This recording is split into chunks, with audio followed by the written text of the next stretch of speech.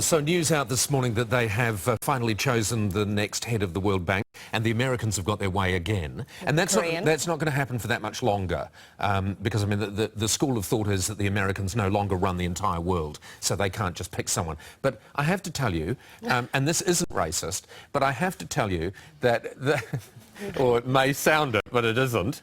I'm glad they got their way this time, because so you had the American pick, who was Asian, wasn't he? Korean. The Korean man. Up against, wait for it, a Nigerian.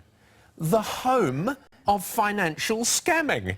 And they were going to put a Nigerian in charge of the World Bank. In fairness to her, she had been a World Bank director in the past, and she was the finance minister of Nigeria. So the finance minister of Nigeria. Now, I don't want to cast any aspersions, but, you know, isn't that a little bit hang like... on, you probably will. It is a bit like, isn't it? It's a bit dodgy. Isn't it a bit dodgy, don't you think? You know, who's running the World Bank? A Nigerian. Well, do you know what you might find interesting is that the other candidate, who was one of the front runners, was a Colombian. Yeah, who pulled out, Colombian.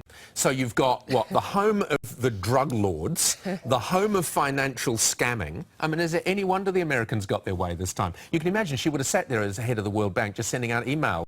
I'm sure My brother has got so much money trapped in the bank, and if you send me $5,000... I highly doubt she did that. No, you're probably right there. I'm sure that the Korean gentleman who has